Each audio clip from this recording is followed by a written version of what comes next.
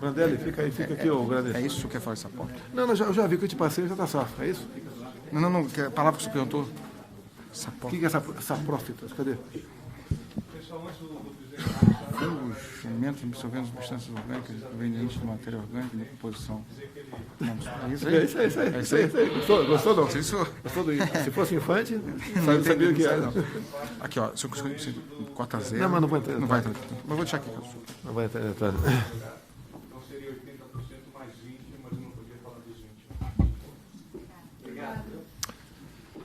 Bom dia, vamos falar de G20? Pode ficar à vontade. Se puder responder. Tem alguns para me ajudar aqui, meus universitários, tá? Pois não. Presidente Assis Moreira, Roberto de São Paulo. Sobre o acordo, o senhor acha que é um acordo equilibrado? Os dois ganham de maneira equilibrada. E, em segundo lugar, o senhor acha que esse acordo, uma vez feito com a União Europeia, ele pode atrair outros acordos a começar pelos Estados Unidos, já que... Bem, vamos lá. Foi fechado, acho que há 12 horas atrás, aproximadamente. As pessoas de frente dessa negociação foi o ministro Ernesto e a ministra Tereza Cristina. Conversei com ela rapidamente hoje, com ele também, e o que me passaram, disse que para o nosso lado, o Brasil, foi contemplado e estão muito felizes com esse desenlace depois de 20 anos. Na reta final, tínhamos a questão dos vinhos, né? Foi muito bem conduzido pelo Onyx Lorenzoni, lá em Brasília, fez várias reuniões com os vinicultores do Rio Grande do Sul. A questão dos laticínios também tinha esses problemas. E, como um todo, a informação que eu tive, dada a confiança que eu tenho nos ministros e na competência deles, foi muito bom para o Brasil. Presidente, o senhor acha que esse impulso final que levou à aprovação do acordo tem a ver com o fato de que, na sua conversa com o presidente francês, Emmanuel Macron, o senhor reafirmou a manutenção do Brasil no Acordo de Paris? Quer dizer, que peso que essa questão climática teve para fechar esse acordo final? Bem, tivemos pela mídia uma posição da senhora Angela Merkel, que ela iria me procurar para tirar satisfações, né, na questão de questões climáticas no Brasil. Tomei conhecimento, dei uma resposta nas nossas mídias sociais e houve um encontro nosso aqui em Osaka. Conversei com ela, situação bastante tranquila, ela no momento arregalava os olhos, mas de maneira bastante cordial, mostramos que o Brasil mudou o governo e é um país que vai ser respeitado. E falei para ela também na questão da psicose ambientalista que existe para conosco. Uma conversa muito parecida com o senhor Macron da França, até eu convidei para conhecer a região amazônica, falei para ele uma viagem de Boa Vista a Manaus, um pouco mais de 2 horas, e a gente pode até voar a uma altura mais baixa, demoraria até mais tempo, um avião da Força Aérea. Ele poderia ver que não existe esse desmatamento tão propalado. Entrei em alguns pequenos detalhes sobre como sobreviveu a Europa 2 vezes, que nunca vi poucos quilômetros de mata preservada lá. Mas não é porque eles destruíram as matas deles, nós vamos destruir as nossas. Convidei a Angela Merkel para explorar de forma racional, sustentável a nossa Amazônia. Ela regalou os olhos também, mas eles tiveram uma conversa comigo, os dois juntos, dá uns 40 minutos total, bastante esclarecedora. E eles se alimentam, se informam muitas vezes por matérias de ONGs que têm seus interesses pessoais no Brasil. A questão do clima foi discutido de forma bastante marginal no passado, a questão do AAA, não entrou em nenhum papel, em nenhum grande debate, mas é uma coisa que amadurece junto ao primeiro mundo, o tal do AAA, Amazonas, ou melhor, Andes, Amazonas, Atlântico, uma grande faixa de 136 milhões de hectares na nossa região, que seria de importância, né, vital para o mundo, segundo eles, e também de administração por parte do primeiro mundo. E não podemos concordar com isso daí. Paralelamente também temos as grandes reservas indígenas. Você pega uma reserva Yanomami, 2 vezes o tamanho do Rio de Janeiro, maior muitas vezes que muitos países europeus, mas riquíssimo em tudo, em tântalo, em nióbio, em ouro, diamante, urânio, tudo que se possa imaginar. E o nosso entendimento no Brasil, em especial por parte das Forças Armadas, a qual eu tenho a minha origem, há uma preocupação com a integridade do nosso território e de modo que seja cada vez mais garantida a nossa indivisibilidade. Então, esses interesses de fora existem, a preocupação por parte das Forças Armadas aqui também, e eu, como chefe supremo das Forças Armadas, comungo das ideias desde há muito. Então, essas questões todas, a gente conversa, abre o jogo e entendam ou não, né? Nós damos nosso recado. Agora, eu quero dizer que não só Angela Merkel como Macron estão fazendo o papel certo, estão defendendo o interesse dos seus países. Se o governo brasileiro, os presidentes que nos antecederam, tivessem defendendo o interesse do Brasil, não teríamos chegado numa situação como essa. Presidente, só repetindo a minha primeira pergunta. Sim. O senhor acha que esse acordo União Europeia... Faltou de responder. Eu acho que é uma operação dominó. Com toda certeza, outros países terão interesse em negociar conosco, né? O Japão mesmo, aqui, um órgão de imprensa falou que eu fui passear no primeiro dia, né? Eu fui recomendado a não dormir no primeiro dia, para poder dormir durante o dia, que seria no Brasil, e estar em condições de enfrentar a maratona de reuniões. Eu fui numa churrascaria assim, e com todo respeito ao povo japonês aqui, quem come um churrasco de carne australiana, de carne brasileira, é uma enorme diferença. É uma enorme diferença. Vocês mesmo, sem ser bairrista, sem querer ser um brasileiro, né, radical, aí, há uma diferença enorme. Né? Agora, vamos trabalhar nesse sentido. Falei em 2 momentos, falei sobre churrasco, né, com a população, com pessoas importantes na mesa, com japoneses, e disso daí. Então, eu estou aguçando a curiosidade deles para comer um churrasco brasileiro. Quem sabe o nosso comércio da carne aqui tenha sucesso no futuro.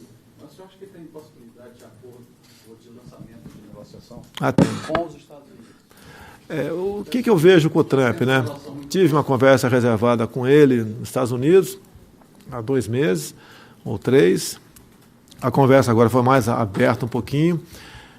Ele é uma pessoa que está muito confiante no governo brasileiro. O eixo norte-sul, há um interesse por parte deles. Eu tenho falado, já que eles têm preocupação com a Venezuela, resolveu esse imbróglio, temos a preocupação com a Argentina. Estou muito feliz que o Macri participou também dessa questão do Mercosul, divulguei em algumas mídias sociais minhas isso daqui. Há uma possibilidade, segundo o Trump mesmo nos disse, nessa reunião mais reservada agora, de ele visitar a Argentina, talvez no mês que vem, possibilidade apenas, onde eu peguei e complementei, seria muito bom se fizéssemos uma reunião na Argentina, juntássemos ali Marito do Paraguai, Pineira do Chile, o presidente também da Colômbia, Peru, o Duque. Então seria isso aí, pode ser que ocorra essa reunião nossa, que afinal de contas, né, queiram ou não, a América do Sul, graças a Deus, está deixando um pouco a esquerda, indo para o centro, em alguns casos, centro-direita. Presidente, só voltando rapidamente a questão das mudanças climáticas, Tá. do meio ambiente, no acordo do Brasil e todos os signatários do acordo deixam claro que se comprometem com o cumprimento das metas do Acordo de Paris. Essa questão foi, como o senhor mencionou, questionada pela chanceler Angela Merkel, pelo Macron. Esse acordo deixa claro de uma vez por todas que o governo Bolsonaro vai se manter no acordo até o final? No momento, estamos no acordo. Falei com a Angela Merkel, a Alemanha não vai cumprir isso que está no acordo, tocante a energias fósseis. Você pode ver, aproximadamente, né, o que cada brasileiro bota para fora ou produz CO2, o alemão 4 vezes mais. A nossa matriz energética é muito voltada, em torno de 50%, não tenho o percentual exato aqui, mas bem grande, para fontes de energia de energias renováveis, enquanto que a Alemanha continua fóssil ainda. Nós temos quase nada no Brasil de carvão. A Alemanha usa muito o carvão. Então, se alguém tem que falar e dar exemplos sobre proteção ambiental, é o Brasil. Você pode ver na região amazônica, cada proprietário, né, rural tem que destinar 80% da sua terra para a preservação da vegetação nativa. Isso é feito por satélite, não tem como você burlar isso daí. E nós vamos fazer tudo para cumprir a lei. Agora, que não podemos aceitar certas observações e uma difamação do Brasil tocante a essa área.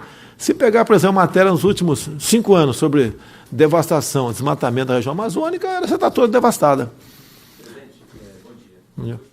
Hoje o mundo vai observar com muita atenção o encontro entre o presidente Trump e o presidente Xi Jinping, e o senhor ficou numa posição muito estratégica, porque encontrou com o presidente Trump ontem e conversará com o presidente Xi Jinping logo mais.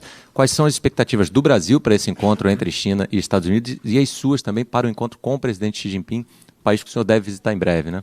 Eu fechei com ele, talvez em agosto, outubro, tá? Vamos visitar a China, sim. Talvez a gente, na mesma viagem, passe pela Arábia Saudita. Há interesse nosso. A China é o nosso maior parceiro comercial. Queremos aprofundar esse relacionamento, até para desfazer certas coisas que falavam a meu respeito desde lá de trás. E, por coincidência, ontem eu fiquei durante o jantar, né, na minha frente à direita, o Trump, exatamente do meu lado, o Xi Jinping. E eles conversaram o tempo todo, né? 90% da conversa foi entre os dois, 10% comigo. Até que achei que foi um tempo bastante grande, fiquei muito feliz. Deixar bem claro. E ouvi tudo que foi falado ali, foi falado de muita coisa, estratégia, um aprendizado para mim a conversa dos dois, se bem que o Xi Jinping fala muito menos do que o Trump, né? E o Trump bastante envolvente. Por coincidência, algumas horas antes, eu vi que, eu estava recebendo chefes de Estado, né? O Trump e o Xi Jinping não passaram assim sem se cumprimentar, e à noite uma conversa maravilhosa. E eu vi que entre os dois, eles vão conversar hoje também, eu acho que vai prevalecer a paz e a harmonia e quem sabe aí as boas relações comerciais voltem entre ambos. Mas cada um defende o interesse do seu país. É o que o Brasil tem que fazer nessas reuniões. Desculpa, China e Arábia Saudita em outubro, então. É isso? Vamos tentar fazer outubro, mas vamos querer ver se a gente faz na mesma viagem, para a gente poupa uma ida e volta, né? E a sua expectativa para o seu encontro com a China?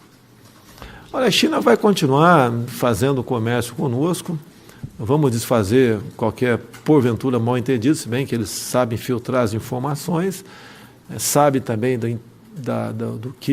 importância do Brasil para com eles. E se a gente puder abrir o comércio, a gente vai abrir. A China é um país que rapidamente tem quase 1 bilhão e 300 milhões de habitantes. A população urbana, se eu não me engano, já passou a rural, está crescendo. Um país se torna consumista também. E aí interessa a nossa parte. Agora, a grande preocupação nossa, né, acontece em alguns momentos aqui, mas o governo, em grande parte, está jogando muito no Ministério da Ciência e Tecnologia com o Marcos Pontes, na questão de inovação, pesquisa, desenvolvimento. É isso que a gente precisa, porque nós não vamos viver eternamente dos commodities. Apesar de nós, talvez, sermos a última fronteira, né, que poucos países têm o potencial que nós temos, isso vai acabar um dia. E olho para vocês jovens aí, né, eu já estou velhinho, já estou com 2 pés na cova já. Vocês mais jovens aí vão viver do que no futuro, quando os commodities praticamente deixarão de existir e a tecnologia falará muito mais alto do que esses bens que Deus nos legou. Presidente, ainda a respeito do encontro com a Angela Merkel, ela tinha dito antes de vir para o G20 que teria uma conversa clara com o senhor. Quem que procurou? Foi o senhor que a procurou? Foi ela? E o que ela disse? Ela disse que queria esclarecimentos antes de vir sobre desmatamento. Ela chegou a entrar nesse assunto? Obrigada. Primeiro que eu que também nós tomamos conhecimento do que ela falou, depois eu repliquei educadamente, e foi um encontro fortuito. Tá? Ouviu? Não, foi um encontro fortuito. Nós fomos para um canto e começamos a conversar. Ela chegou a falar sobre desmatamento com o senhor? Falou, sim. E eu já falei para vocês aqui a minha opinião. O Brasil é exemplo para o mundo, não é para... Ela falou, inclusive, né? Ela reconheceu, nós destruímos nossa floresta no passado, não queremos que o Brasil faça o mesmo agora. Poxa, ela pode reflorestar. No Acordo de Paris está lá, numa das cláusulas, fala em reflorestamento. E pelo que eu vi lá, a meta do Brasil... O Brasil tem uma meta de reflorestamento, né? Acredite se quiser, eu quero saber qual é da Alemanha, que não tem que conversar com o Ricardo Salles para conhecer qual é a meta da Alemanha. A nossa, né? A gente não tem como cumprir, nem que a gente pegue aqui 100 mil homens agora do campo e comece a reflorestar a partir de agora até 2030, não vai atingir essa meta. Grande preocupação. No primeiro momento, você vai para sanções econômicas, e os finalmente sabe quem é, né? Ruge fala mais alto quem tem uma... Cadê o major? Quem tem um bom major atrás de si. Presidente Sami, da agência Bloomberg, eu queria retomar o assunto do G20. A gente sabe que os Sherpas que estão negociando o comunicado final passaram uma noite dura de trabalho e que agora estão retomando pela manhã tentativa de achar um consenso aí para poder assinar um acordo. Qual que é a grande dificuldade do ponto de vista do Brasil? Fala aqui. O que está pegando? Deixa o Guarani falar que está mais... Tá bom, obrigado. Acho que o que está pegando é o fechamento. Bom, de fato, estão tentando alinhar um texto, né? Acho que essas grandes discussões está todo mundo acompanhando. Discussões de comércio. Então, o que nós temos que fazer é alinhar um texto que esteja de acordo com todo mundo, né? É isso que estão fazendo a madrugada inteira. As negociações estavam até 4h30, 5 horas da manhã. E é isso que eles estão avançando agora. Esperamos que tenha um texto fechado para o fechamento da reunião de hoje. Tem chance de dar um texto? Sempre tem, mas esperamos que tenha um texto. Acho que é isso que todo mundo está. Acho que é isso que está todo mundo esperando. E de novo, o movimento do Mercosul e União Europeia hoje é muito importante para demonstrar que ainda acreditamos num livre comércio no mundo. Presidente, outra coisa aqui que tem sido um dos temas mais importantes justamente do comunicado. Os países dizem que vão adotar todas as medidas, usar todos os instrumentos para reforçar o crescimento. No caso do Brasil, que tem o 5º pior desempenho entre os 20 países no G20, o senhor diria que precisa adotar mais medidas de impulso, de estímulo ao crescimento do Brasil, e quais medidas poderiam eventualmente ser essas no curto prazo? Você vê, quando você vai para muitas alíquotas zero, na questão do Mercosul, você pega Brasil e Alemanha, por exemplo, produzem algo parecido com a alíquota zero. Qual vai chegar mais barato em outro país? Aquele que tem menor tecnologia, aqueles que têm uma mão de obra mais barata. Nós temos um problema no Brasil. Olha uma coisa gravíssima que hoje é sexta-feira, no Brasil não, no Brasil é sexta ainda. Então hoje caduca a medida provisória do imposto sindical. Ou seja, né, os sindicatos vão receber em torno de 3 bilhões de reais dos trabalhadores. E para muitos sindicatos, não são todos, eu repito, por favor, não são todos. Usam dinheiro para quê? Primeiro que não prestam conta de absolutamente nada. Usam para pressionar quem produz. Greves, Custo de mão de obra. Piquetes, aumenta o nosso custo de mão de obra, desestimula o empreendedor a continuar naquele seu projeto, só atrapalha. Agora, eu lamento com a medida provisória caduque na Câmara, porque a gente sabe que parte dos líderes, resolveram não encaminhar para a comissão especial o nome dos seus liderados. Daí ela caducou. Poderia até caducar, a gente aceitaria, sem problema nenhum, né? A democracia é isso. Mas que ela fosse a plenária e fosse derrubado no voto. Duvido que fosse derrubado no voto. Duvido. O parlamento ia ratificar a nossa medida provisória. Perde a classe produtora, perde o Brasil, perde em competitividade o nosso Brasil. A gente não pode brincar com essas questões, né? Ignorar, fazer acordos, né? Porque todos nós perdemos. Você pode ver, acabei de falar ali alíquota zero, né? Com toda certeza isso vai ajudar a encarecer o que nós produzimos no Brasil.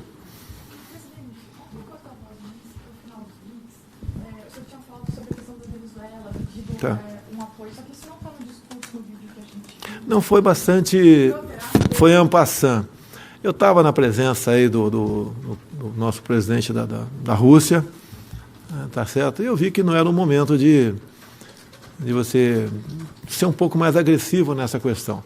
Porque a Rússia, alguns aviões militares têm passado pela Venezuela, está bastante complicada a situação, há uma presença muito forte de aproximadamente 60 mil cubanos lá dentro. Cuba recebe ainda grande quantidade de petróleo da Venezuela. Hezbollah tem células lá dentro, tem as milícias, tem um exército cuja cúpula são generais narcotraficantes. Então, essa série de interesses, né, lá na Venezuela, e tendo em vista a fraqueza de Maduro, temos uma ditadura bastante forte lá. Então, não atingiria meu objetivo um posicionamento meu nesse sentido. Nós sabemos que quem decide o futuro do mundo são as potências nucleares. Então, da minha parte, eu não quis polemizar com o senhor Putin, com a potência nuclear, tá certo? E tocamos o barco. Como eu disse agora há pouco, parabéns aos chefes de Estado que lutam pelo interesse dos seus países. Nós temos que nos preocupar aqui para que o Brasil, que estava a um passo de uma venezualização, não ocorra no futuro. E como temos a preocupação agora com a Argentina, o meu entendimento, não vou interferir nas questões de fora do Brasil, mas se voltar a senhora Cristina Kirchner, mesmo como vice na Argentina, eu acho que temos o risco, sim, de ter uma Venezuela aqui no Cone Sul da América do Sul.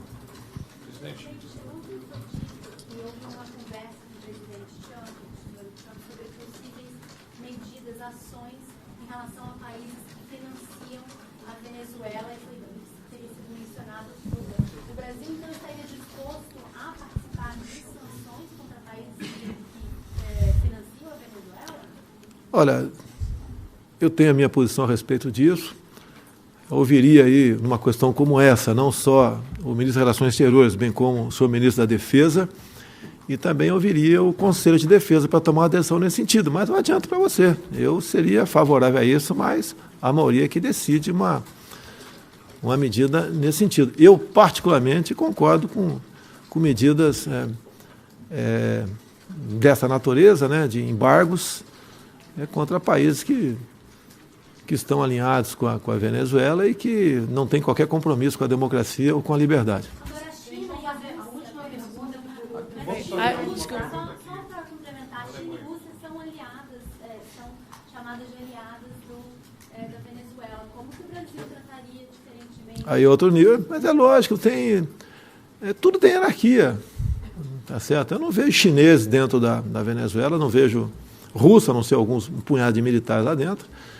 E nós sabemos que esses 60 mil cubanos, né, estão lá da mesma maneira parecida como estavam os 10 mil ditos médicos cubanos aqui no Brasil.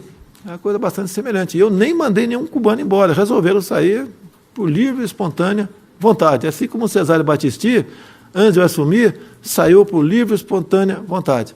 Assim como o CONARE já decidiu, e está faltando poucas ações, para que 4 paraguaios terroristas nós viemos a devolver para o marido. Última pergunta aqui, presidente. Sobre a questão do turismo no Brasil, o senhor tinha dito que quando a polícia avançasse nas investigações, eu tomaria alguma providência no Ministério da... Eu conversei com... Uma prisão de assessores. Como Tá. o senhor vai Se prender um assessor meu aqui, não quer dizer que eu seja culpado de alguma coisa, né? Conversei com o Sérgio Moro rapidamente sobre isso, que a prioridade nossa aqui é outra. Ele mandou a cópia do que foi investigado pela Polícia Federal para mim, mandei um assessor meu ler, porque eu não tive tempo de ler. E, voltando ao Brasil, vou me reunir com o Sérgio Moro, e o que eu acertei com o Moro depois das eleições do ano passado, quando ele aceitou ser ministro, impôs, logicamente, né, algumas condições, o que é natural. Ele perguntou para mim lá atrás, se uma investigação da PF atingir integrante do primeiro escalão teu, ministro, qual vai ser o seu procedimento? Vai tentar abafar ou deixa o processo seguir? Falei, deixa seguir. E o que eu falei para o Moro também, ele já está tomando providência, uma coisa muito importante. A acusação em cima do Marcelo Antônio é tendo em vista uma candidata que recebeu uma importância grande, né, de recursos do fundo partidário e teve uma quantidade ínfima de votos. O mesmo coisa, ou mais grave, acontecendo em quase todos os outros partidos. Então, o que eu falei para ele, determino a partir de agora, que determine a Polícia Federal que investigue todos os partidos onde candidatas receberam recursos enormes, grandes, e tiveram uma votação bastante pequena. Então, tem que valer para todo mundo. Não ficar fazendo pressão em cima do PSL para tentar me atingir. Bom dia, bom dia. Bom dia, Moro, senhor presidente. Em que eu não confio, está fora do governo. Confio no Moro, sim. Por enquanto, não tem nada. Uma vez tendo, né, como conversado com o Moro lá atrás, qualquer coisa mais robusta contra uma ação irregular de ministro, as providências vão ser tomadas da nossa parte. Bom dia, presidente. Eu sou Catarina Peters. Até segunda-feira, até segunda-feira, os 22 são ministros.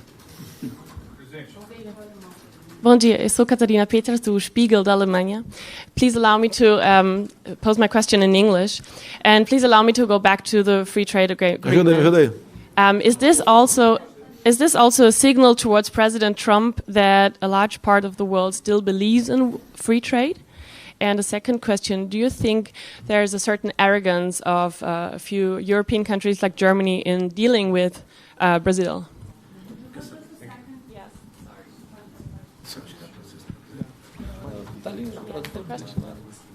Okay. Desculpa. First question is, do you think that the free trade agreement is also a signal towards President Trump that a large part of the world still believes in free trade?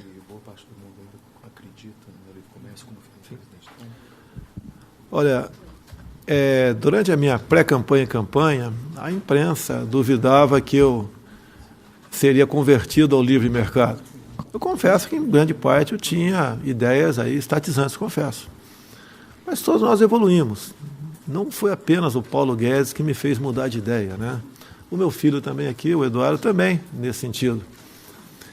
E nós acreditamos que somente o livre comércio, onde o indivíduo é forte e não o Estado, e que nós podemos sonhar com democracia, liberdade e prosperidade. Então, estamos afinados. Tanto é que, você pode ver, você sabe que por que caiu o último presidente dos Correios, né? O senhor Juarez, porque ele foi na Câmara e se confraternizou com parlamentares de esquerda, como que se os Correios fossem uma propriedade dos sindicatos, e não é. Então, por causa disso, ele caiu dos Correios, que nós pretendemos, sim, colocar no radar a privatização, ou melhor, já está no radar a privatização dos Correios, se bem que ela passa pela Câmara, é outra guerra. Se a Câmara achar que não deve privatizar, a gente toca o barco. The second question, Tá. do you think, you described how you spoke with Chancellor Merkel, and do you think there's a certain arrogance of Western countries like Europe, like Germany, towards Brazil? Não é uma questão de arrogância. Eles foram acostumados a tratar nós como colonizados, eles colonizadores. E faltava alguém que, educadamente, e com conhecimento e com dados, mostrasse que o Brasil não é isso.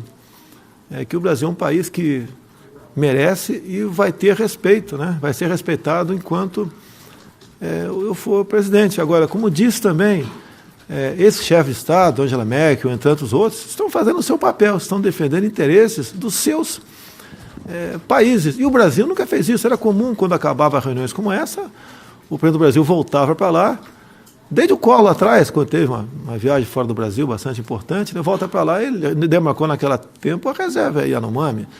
É uma área enorme para 9 mil índios, talvez, né? E nós queremos tratar o índio como cidadão. O índio não pode ser tratado como se fosse um pré-histórico, né? Um ser pré-histórico, a viver confinado eternamente.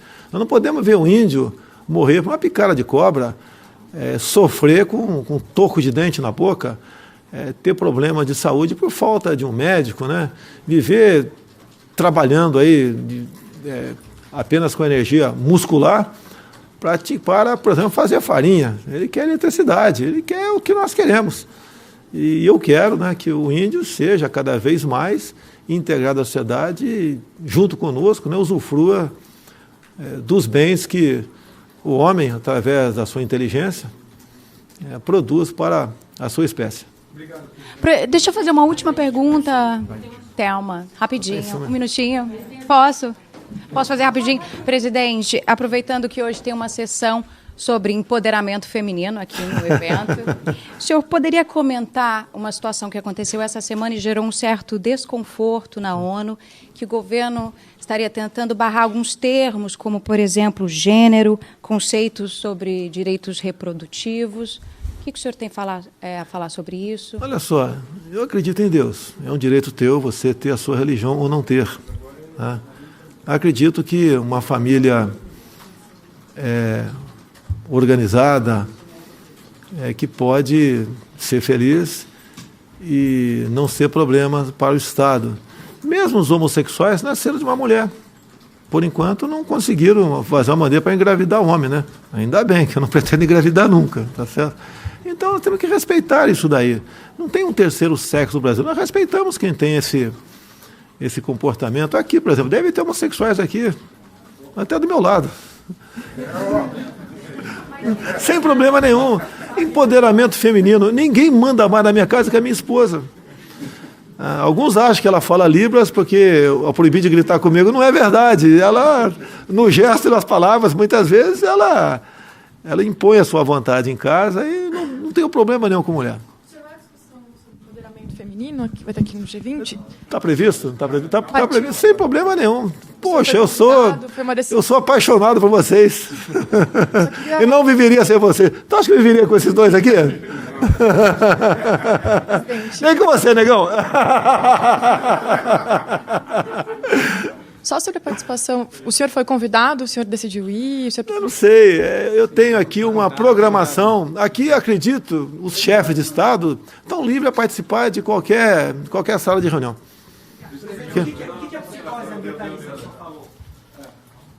Cadê o livro? Tá aí? Tem um livro aqui do príncipe Olimba. É aquele cara que acha que o meio ambiente está acima de tudo. Nós temos como conviver com o meio ambiente casado com o progresso e desenvolvimento. É só isso. Tem um livro aqui. Tá.